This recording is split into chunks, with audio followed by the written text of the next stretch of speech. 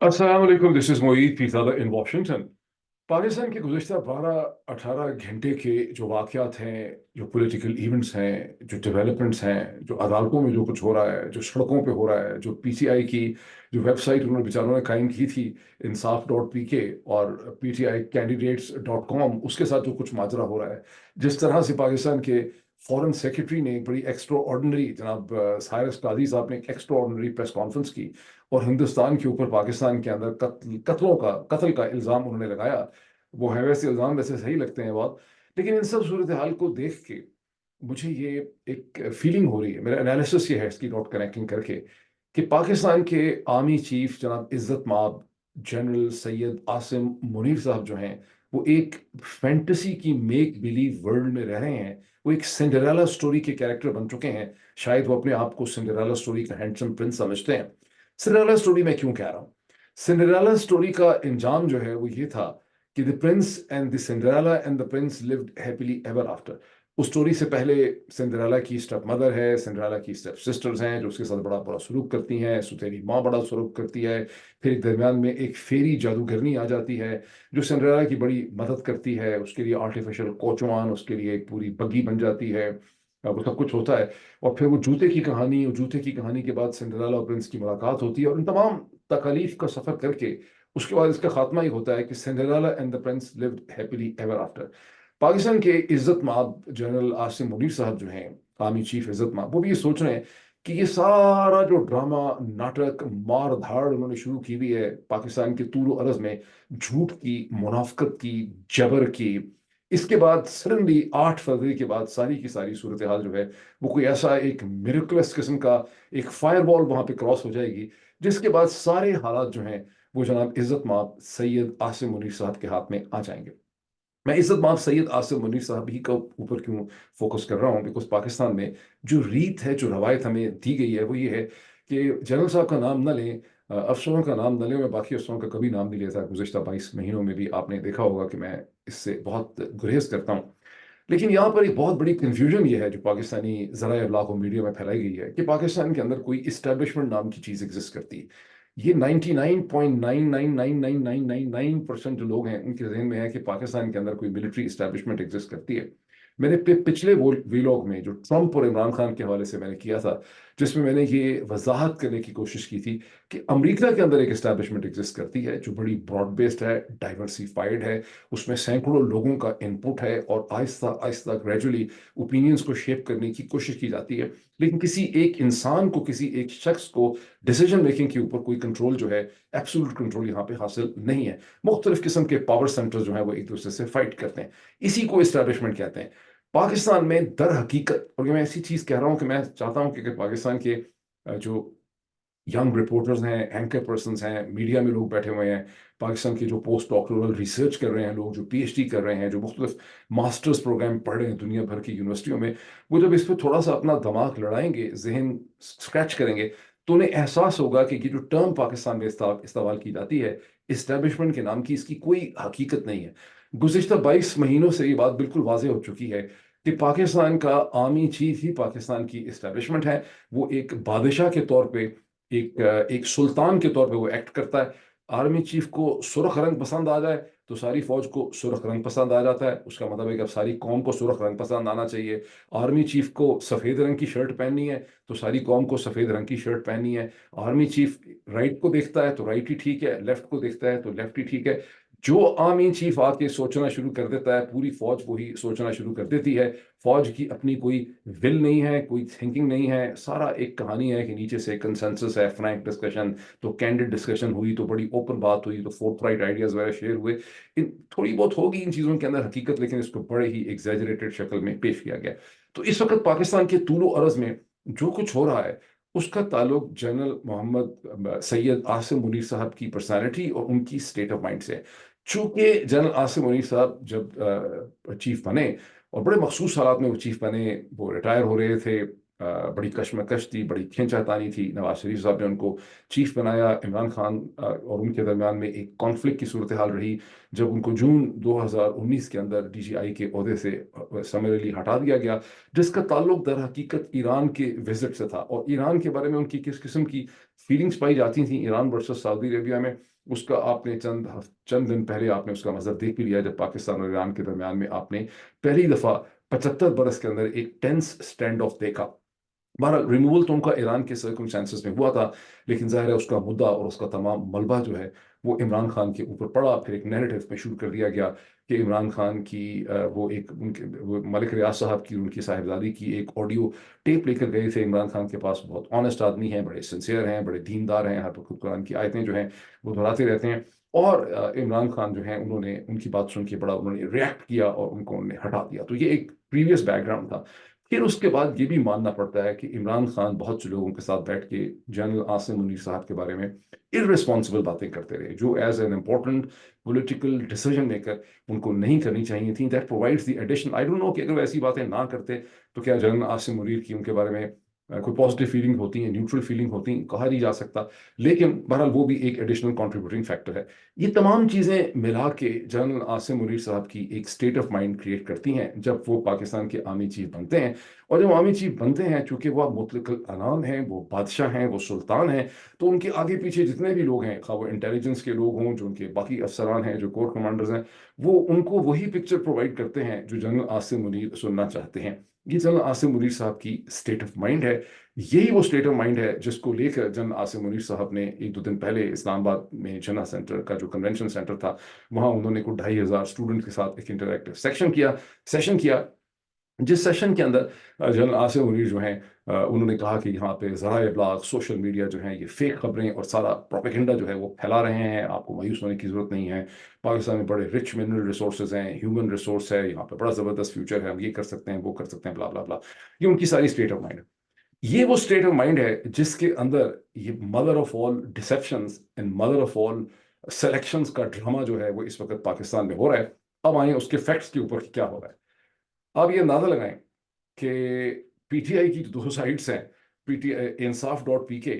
And PTI candidates.com, वो बार बार down हो जाती हैं, क्योंकि ट्यूसडे के दिन अपने पोर्टल को, ये पोर्टल बनाना पड़ा तहरीक इंसाफ को, बिकॉज जब उनसे एक साजिश के जरिए बल्ले का निशान छीन लिया गया, जिसके हवाले से आज ही का दिन जो गुजरा है उसमें सुप्रीम कोर्ट ऑफ पाकिस्तान ने अपना एक डिटेल जजमेंट भी दी है, जिसमें कहा है कि ये बल्ले का निशान इसलिए हमें छीनना पड़ गया बिकॉज तहरीक इंसाफ ही का सारा कसूर है। ठीक, इसको जहन में रखें, मुनाफिकत देखें लेवल की। तहरीक इंसाफ का चले वो कसूर है, आपने बल्ले का निशान उनसे ले लिया, बहुत ही उन्होंने अपने आप को घटिया मैनेजमेंट की, बड़े निकम्मे थे, इलेक्शन नहीं कराया वगैरह वगैरह। तो ये जो ड्रामा हो रहा है इसको कैसे एक्सप्लेन करेंगे आप? मैं यही तो कहता हूँ, इस मुल्क के इतने अजीबोगरीब किस्म के हालात हैं। आप मान लें कि तहरीक इंसाफ का सारा कसूर था, उन्होंने मतलब मिसमैनेज कर दिया, इलेक्शन नहीं करा, ये जो ड्रामा हो रहा है इसको कैसे एक्सप्लेन करेंगे? आप ये कहते हैं कि इंटरनेट टेक्निकल सर्कमस्टांसेस से फेल हो गया 3 दफा, तो इसको कैसे एक्सप्लेन करेंगे कि इंटरनेट के टेक्निकल जो मसाइल हैं उसी वक्त पैदा होते हैं जब तहरीक इंसाफ अपना वर्चुअल जलसा या टेलीथॉन कर रही होती है? इसीलिए मैं खौफजदा होता हूँ जब मैं देखता हूँ कि किसी मुमलिकत के अंदर झूठ जो है,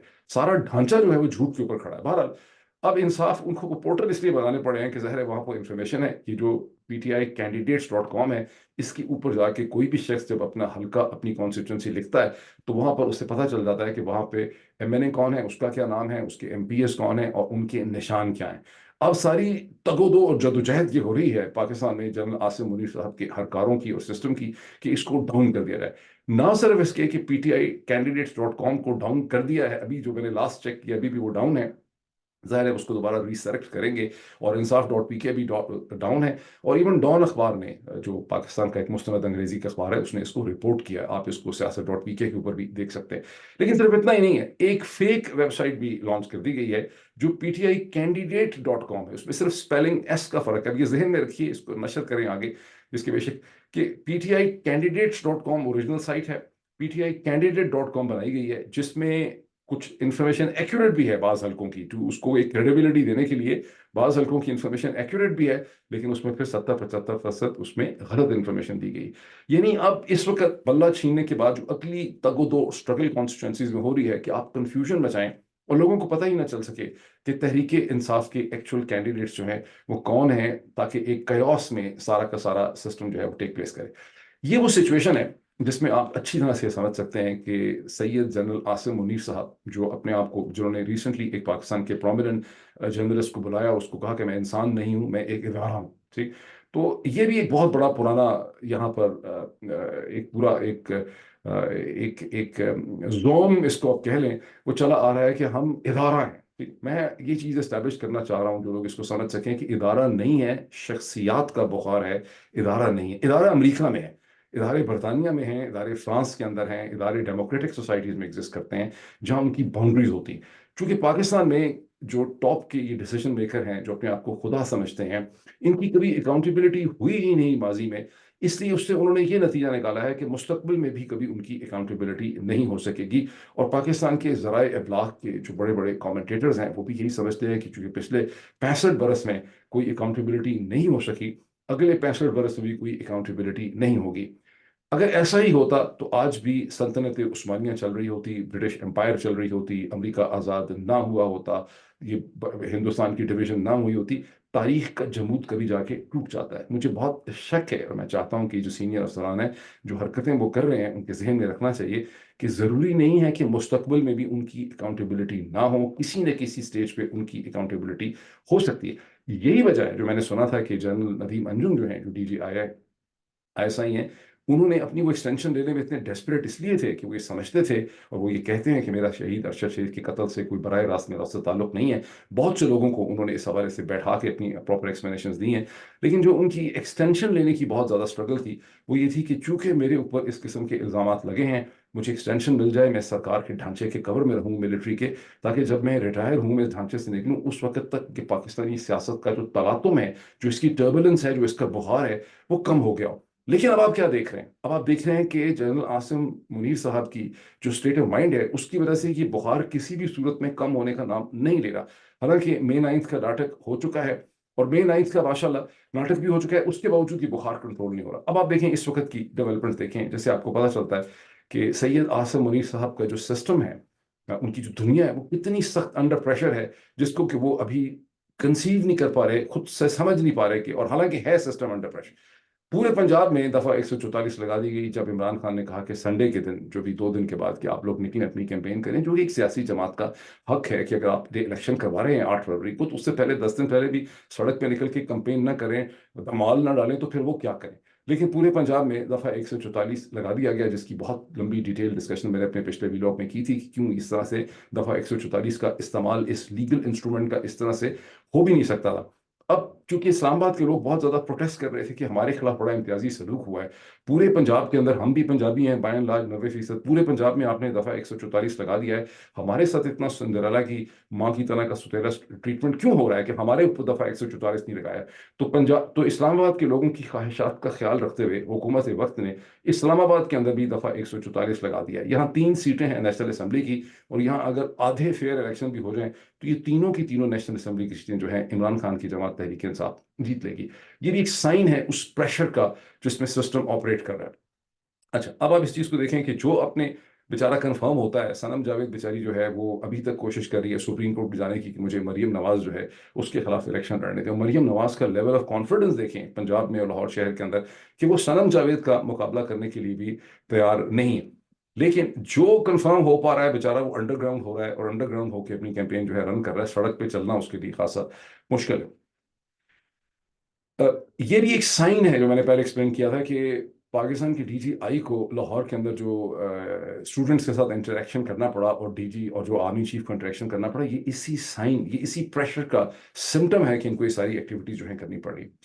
اس کی ایک اور سائن اس کا یہ دیکھیں کہ 6 فروری کو عمران خان کو اور شاہ محمود قریشی کے اوپر فرد جرم عائد کی جا رہی ہے مئی 9 کے حوالے سے. یہ بھی اسی پریشر کا سمٹم ہے. یعنی آپ الیکشن جو سو کالڈ آپ کروا رہے ہیں اس سے 2 دن پہلے آپ رب آن کرنا چاہ رہے ہیں کہ عمران خان جو ہے وہ غدار ہے، اس کے اوپر آپ نے فرد جرم جو ہے عائد کر دی عمران خان اور شاہ محمود قریشی.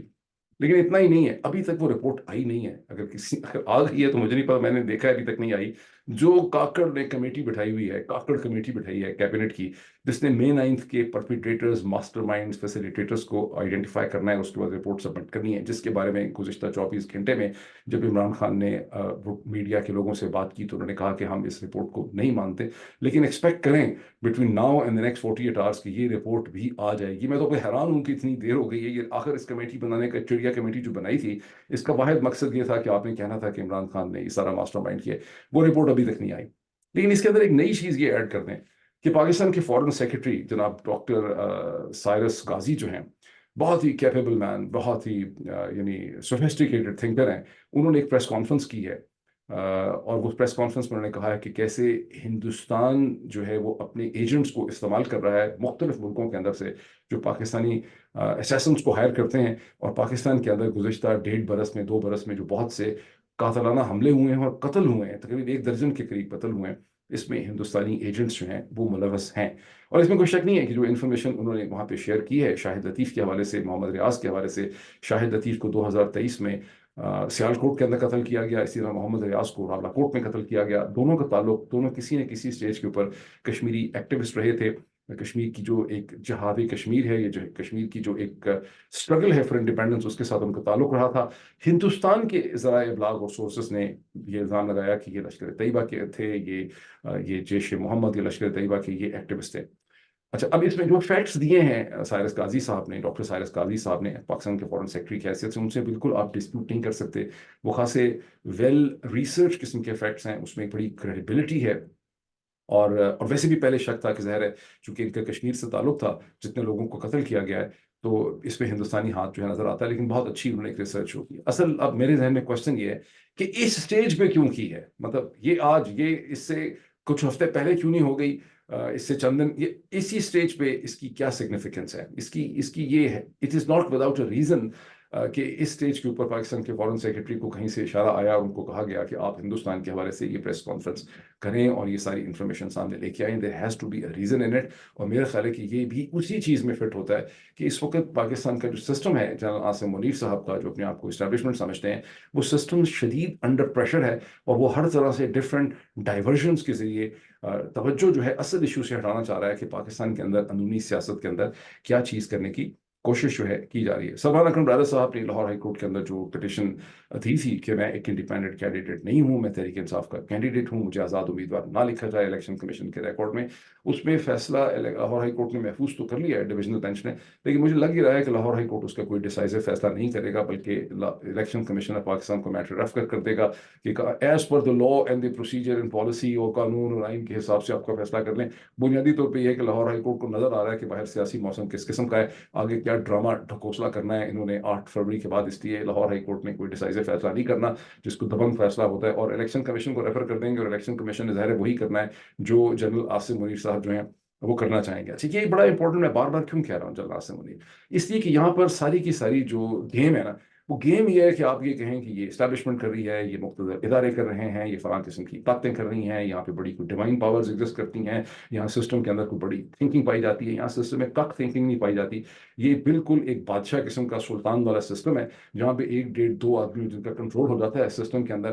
وہ اپنے آپ کو ادارہ، اسٹیبلشمنٹ اور سب چیز ڈکلیئر کر دیتے ہیں۔ یہاں کوئی ادارتی ڈیسیجن میکنگ آپ کو ہوتے ہوئے نظر نہیں آ رہی۔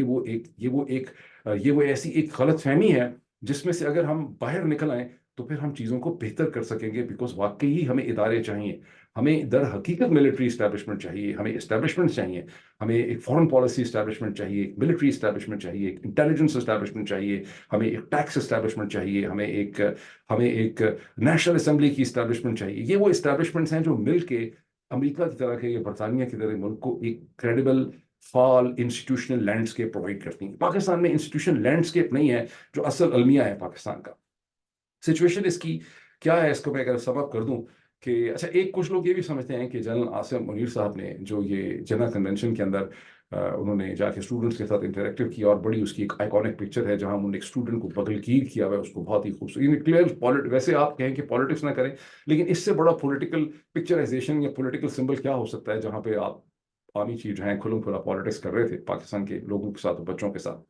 کچھ لوگوں کو شک ہے کہ شاید یہ ایک پریلیوڈ ہے، یہ ایک سٹیج سیٹ کر رہے ہیں وہ اپنے ذہن میں، کم از کم ان کو یقین دلا دیا گیا ہے کہ اس قوم کو آپ کی بہت زیادہ ضرورت ہے، اور کسی سٹیج کے اوپر جو چیزیں بہت زیادہ خراب ہو جائیں گی تو میرے عزیز ہم وطنوں کی ایک تقریر جو ہے وہ بھی کی جا سکتی ہے۔ میرا انالیسس یہ کہتا ہے کہ اس دفعہ چیزیں پاکستان کی تاریخ کی بالکل مختلف ہیں، اس میں میرے عزیز ہم وطنوں کا بھی اسکوپ زیادہ نہیں ہے،